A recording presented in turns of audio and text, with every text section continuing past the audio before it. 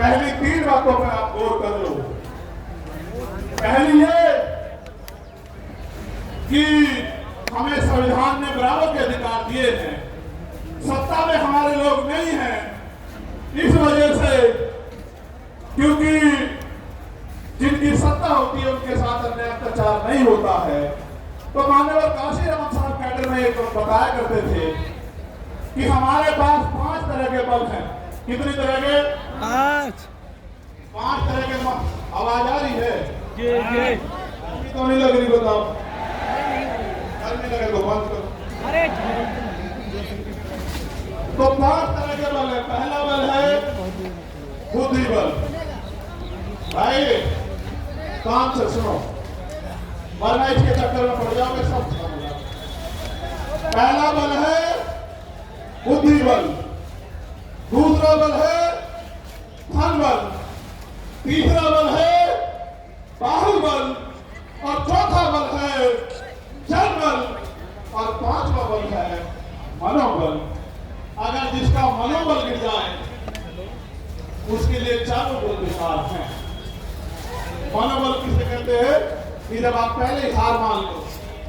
साहब भी कहते थे, मैं उनकी बात को आकर आपसे कह रहा हूं, पहले तो दलित समाज जो है अपना, वो दलित पर छोड़े, अन्याय का जवाब देने के लिए तैयार।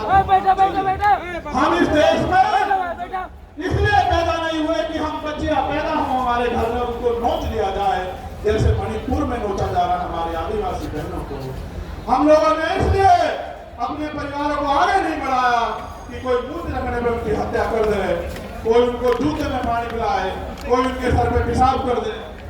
इसलिए हमारे माँ बाप ने हमें जन्म नहीं दिया। इसलिए अपने मनोबल को ऊंचा करो। ये लोकतंत्र है, जिनके पास लोग होते हैं, जिनका राज होता है। लोग आपके पास हैं, लेकिन राज कैसे आएगा इसका तरीका आपको बता देता हूँ। राज ऐसे आएगा, आगे बढ़ाइए। जिन्होंने पहले काम किया, हमारे लोगों को मैं सुनता हूँ कहते पिछड़े वर्ग के जो लोग हैं वो तैयार नहीं है बहुजन भाईचारे के लिए। ये बात बार बार कही जाती है कि पिछड़े वर्ग के लोग तैयार नहीं। मैं आपको सच बताना चाहता हूँ। सच का सच ये है, और आप इस बात को मेरी सुनोगे, कि पहले दलित समाज के लोगों को पढ़ा के अपने पैरों पे खड़े करके किताबें लिख के अपनी लड़ाई लड़ने के लिए सबसे पहले जो शुरुआत किसने की? गुलाम भारत में अंग्रेजों के गुलाम जब हम थे तो वो राष्ट्रपिता ज्योतिबा फूले ने की, जो पिछड़े समाज था। उन्हीं को बाबा साहब अम्बेडकर ने अपना गुरु माना। बाबा साहब 91 में पैदा हुए और ज्योतिबा फूले 1890 में चले गए। उन्होंने अपना सारा जीवन इस समाज को पैरों में खड़ा होने के लिए लगाया, क्योंकि बाबा साहब ने भी अपने नारे में कहा, शिक्षित हो भाई, चारों लोग डिस्टर्ब कर रहे हो, पहुंची भर कर बिठा लो। फिर छत्रपति साहू जी महाराज को याद करो, जिन्होंने बाबा साहब को बाबा साहब बनाने में योगदान किया, उनकी प्रेस के लिए पैसा दिया। वो हमारे पिछड़े समाज के इतने बड़े नेता थे। राजा होते उन्होंने समाज से कहा कि डॉक्टर अम्बेडकर आपके समाज के सच्चे नेता, इनका साथ दो। आप ये बताओ, वो भी पिछड़े समाज के थे। एलियारी रामास्वामी नायकर वो भी पिछड़े समाज के थे। नारायण गुरु वो भी पिछड़े समाज के थे। सर छोटू राम वो भी पिछड़े समाज के थे। बाबू जगदेव प्रसाद कुशवाहा वो भी पिछड़े समाज के थे। जननायक कपूरी ठाकुर वो भी पिछड़े समाज के थे। महामना रामस्वरूप वर्मा वो भी पिछड़े समाज के थे। और जिन्होंने देश की आजादी में योगदान दिया, चाहे शहीद आजम भगत सिंह रहे हो या कोतवाल खत सिंह गुजर रहे हो, शहीद भगत सिंह रहे, करतार सिंह सराबा रहे हो, वो भी इसी वंचित पिछड़े समाज के थे। उन्होंने अपना काम कर दिया। अगर आप चाहते हो कि बहुजन एकता बने, अब आपकी जिम्मेदारी है कि आप उनको जाके बहुजन आंदोलन को समझाने का काम करो। जैसे पहले उन्होंने घर घर जाके आपको समझाने का काम किया, ऐसे आप भी जो है घर घर जाके उनको समझाने का काम करो। पहले नंगे यादव भी पिछड़े समाज से थे। ये बात मैंने आपको इसलिए बताई।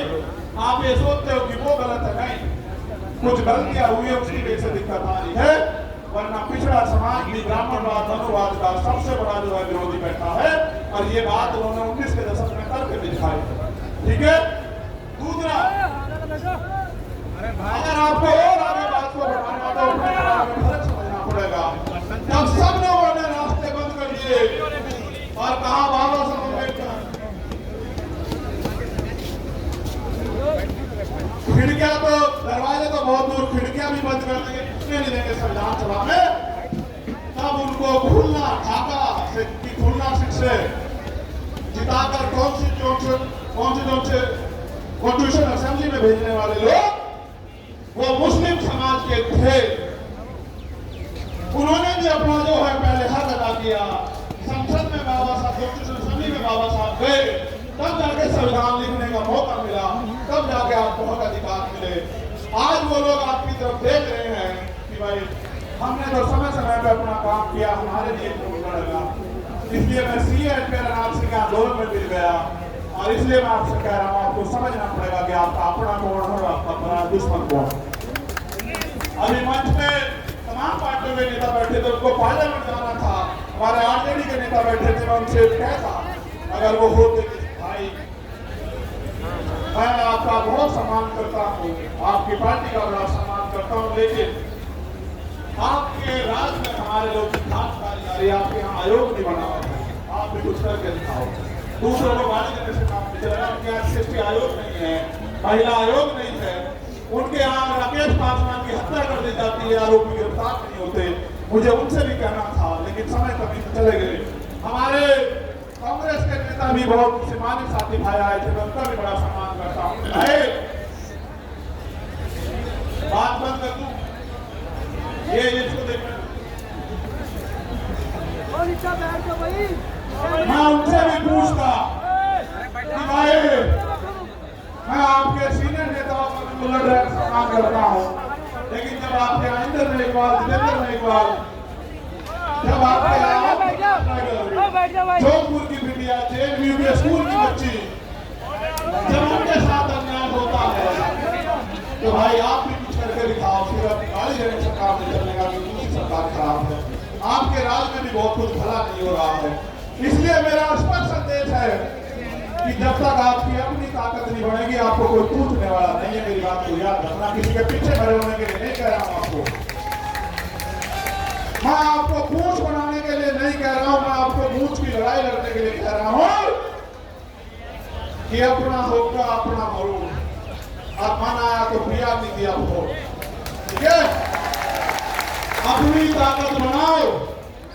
जब आपका विधायक जीतेगा, जब आपका एमपी जीतेगा, आपका व्यक्ति सदन में होगा, फिर अगर अन्याय अत्याचार होगा तो फिर हम हिसाब करेंगे।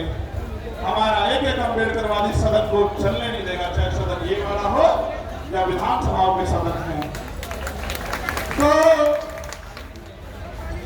सारी बात मैंने आपको बता दी। मैंने आपको इसलिए बुलाया कि मेरा जो गिरता हौसला है, जो गिर नहीं सकता आप जानते हो, लेकिन मैं आपसे पूछ लूं, क्योंकि कहते हैं पुनर्जन्म होता है, मैं तो मानता नहीं, लेकिन सच ये है कि जब वो गोली चली थी, मैं ईमानदारी से कह रहा हूं, मैंने अधिकारी को फोन करके कहा कि गोली तो लगी है, लेकिन लगी कहां ये पता नहीं था। और पिछला जन्म भी जीवन भी आपके लिए था, और ये जीवन भी आपके लिए, ऐलान करने के लिए आपके। दूसरा, सीबीआई जांच क्यों जरूरी है, ये भी सुन लो। जो लोग ये कह रहे थे सुरक्षा के लिए गोली चलवाई या तमाशा बना रहे थे, उसको आदत है मुझे नीचा दिखाने की, आदत है उनको, क्योंकि उन पे ये गरीब का बेटा पच नहीं रहा है, ये कमेरी माँ का बेटा पच नहीं रहा। तो मैं भी उनको बता देना चाहता हूँ कि हो सकता है आपके मालिकों के हाथ भी इसमें शामिल ना हो, इसलिए मैं इसकी सीबीआई जांच चाहता हूँ कि मेरे जान से ज्यादा, मेरी जान से, मेरे लोगों से ज्यादा दूसरों को प्यार हो गया है, वो क्यों मेरी जान लेना चाहते हो। तो प्रकृति के आशीर्वाद से, आप भाइयों के सहयोग से, प्रार्थना दुआओं से आपके बीच में, वरना ऐसा भी हो सकता है कि आज यहाँ पे इकट्ठा तो होते, मेरी तस्वीर लगी होती और आप रो रहे होते कि भाई हमारा भाई रो रहे होते गाड़ से।